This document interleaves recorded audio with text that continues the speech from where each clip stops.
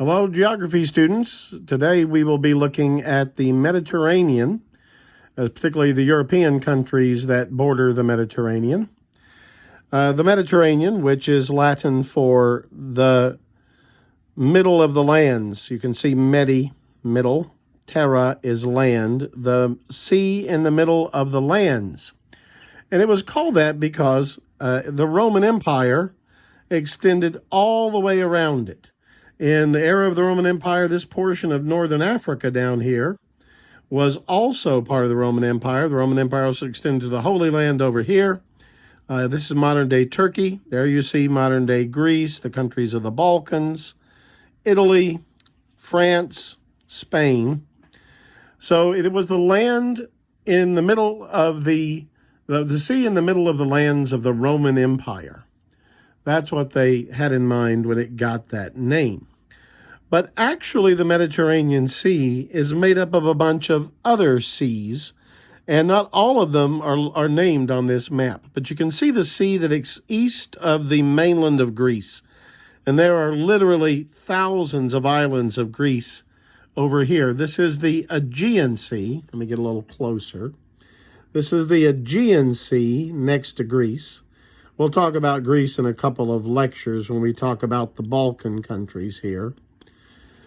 But on the east side of the Italian peninsula, you see Italy there, there's your boot. The east side of the Italian peninsula is the Adriatic Sea. And then down here underneath the sole of the boot and to the west of Greece is the Ionian Sea. They don't even name it on the map, but there is another name for this sea.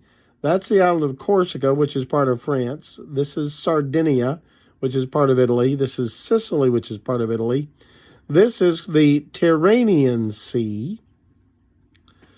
Okay? And out west, I'm not aware of a name for this portion. I guess this is just the Mediterranean, but there may be a localized name that I simply don't know. But the others are ones you will hear. The Adriatic is commonly referred to on the east side of Italy. The Aegean, you can't read one word about the Greeks without hearing about the Aegean Sea. All right. But this lecture, I'd like to talk to you about Italy in particular. But before I do, one other thing. This is the Straits of Gibraltar. The Mediterranean does contact the Atlantic Ocean. That's out on the other side of Spain here. This is the Atlantic, out on the west of Spain and Portugal. But the Straits of Gibraltar right here, it's a strait only a couple of miles wide, separating the southern tip of Spain from North Africa, from a Spanish territory called Ceuta, and the modern-day country of Morocco in Africa. But actually, the southernmost tip of Spain is not Spanish. You may actually see there it says Gibraltar, UK. The British actually gained control, Gibraltar, UK, right down here. It's that southernmost tip of Spain, right there at the Straits of Gibraltar. There is a naval base there of the Royal Navy of Great Britain that they got in the 1700s. The Spanish hate this, that there's this British territory there, and the people who live there are British citizens, and they seem to like it that way. But the Spanish feel it's a colonial possession. It was taken from them in a war centuries ago, and they are constantly trying to put pressure on the British to give it back. This could be a real point of tension with now that Britain has left the European Union. While they were part of the European Union, you could pass without any difficulty between Spain and this British territory. But now it's not going to be that way. So after next year, so we'll have to see. You might see something about this. But anyway, I want to go back to Italy. Italy right there. Okay. So you see the Italian peninsula, which has a sort of like little weird triangular football it's kicking. This is the island of Sicily. Italy as a country also controls this large island called Sardinia. not the one just north of it. That's part of France. That's Corsica, where Napoleon was born. This is an Italian island. This is an Italian island. There's also a very small Italian island, which is not on this map, but it's right about here. It's very small, called Lampedusa. A lot of refugees trying to get from Africa to Europe wind up in Lampedusa, so you might have seen a reference to that. Oh, just to give you an idea of scale, look at this inset map. This is the continental United States, and all the countries of Europe we're talking about on this map that were colored on the map above are those red countries there. So, Italy, you could put, I bet, about 4 or 5 Italys inside the state of Texas. These very famous countries you've heard about all your life, compared to the size of the United States, are pipsqueaks. Spain is maybe 2/3 the size of Texas. Maybe not quite that, but about 2/3. A little less than 2/3 of the state of Texas in size. So they're not big places compared to the U.S. Okay, but back to Italy. Now, we talked about the Alps in previous lectures. The Alps form the northern boundary of Italy. So that jagged line right there are mountain peaks that separate them from Switzerland, that's Switzerland, and Austria, that longer country there is Austria. They also share a border with Slovenia and with Croatia over here on the east side, and with France over here. These are the French Alps, as they're often called by Americans. I'm sure the Italians call them something else, but we call them the French Alps. But the Italian peninsula has mountains in the north, but it also has a spine of mountains. See that word there? That's the Apennine Mountains. And really, the whole peninsula of Italy is the tops of mountains sticking out of the Mediterranean Sea. It's the Apennines foothills that are the rest of Italy beyond the mountains. Now, the Apennines are not gigantic mountains. I don't want you to misunderstand the scale of them. I think the tallest one is about 6,000 feet high. So they're kind of like our Appalachian Mountains. They're nothing like our Rocky Mountains in scope. But there are plains in Italy. You see this right up here. This is the Po Valley, that green bit at the north is the Po Valley. That's the Po River you see there. And that is the agricultural breadbasket of Italy. It also is where some of its biggest cities are located. Now, Rome is right there. It is not obviously in the Po Valley, but there's Milan, the second largest city of Italy. And there is Venice, another extremely famous city and quite large city. Turin is at the head of the Po River there, and it is an industrial city in the foothills of the Alps. Genoa is a major port. It might be, I think it is the biggest port in Italy.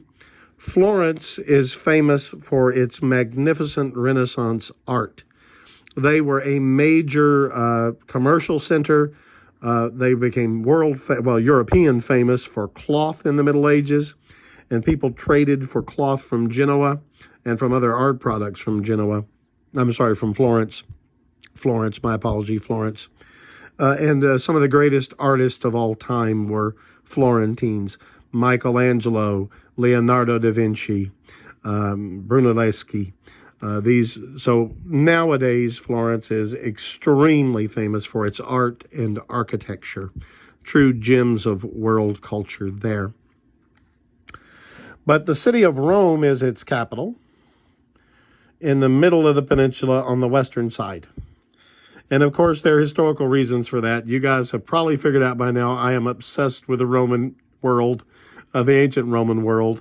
And I could go on and on and on, but I won't do that to you in this lecture. A few things I would point out. Some of you may have Italian ancestry yourselves. Most of the immigrants who came to the United States at the very end of the 1800s and the very beginning of the 1900s, and millions of Italians did immigrate to the United States between 1890 and 1914. Millions and millions came. Most of them came from southern Italy. This is the city of Naples, which is a large city in southern Italy. But southern Italy and Sicily are where an awful lot of Italian immigrants to the United States come from. So if you know details about any of your Italian ancestry, you might find out if they were Neapolitans or Sicilians or from somewhere down here. The reason that so many Americans are descended from people from southern Italy is that southern Italy is not the best growing land in the world. It is arid down there. It's not much rainfall. The soil is not superb. The Po River Valley has excellent farmland, but the area south of Naples, once you get down about 40 miles south of Naples, there's some pretty good volcanic soils around Naples from Mount Vesuvius for growing grapes and things like that. But once you get south of there, it's rocky, dry, barren land. And Sicily is also not the best land. There are some valleys for farming grain there.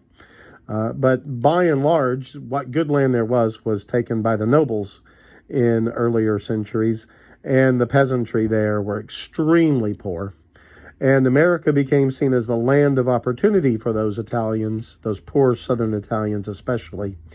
And they began pouring in by the millions in the 1890s, 1900s, and the first half of the 19-teens before World War I. So you might, if you have Italian ancestry, you might check on that and see where your ancestors came from. I wouldn't be shocked if they were from southern Italy, although obviously people came from other places too.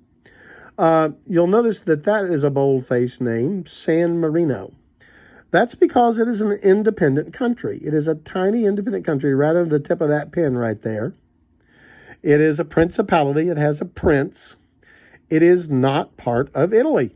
It's inside Italy. It's totally surrounded by Italy. It's a tiny little town, basically, and a little land right around it up in the Apennine Mountains. But it is a separate country. Now, they do not have their own army. They depend on the Italians to protect them. The Italians represent them almost everywhere internationally, but they are technically an independent country. Another curious fact, inside the city of Rome, you may know that is the Vatican City.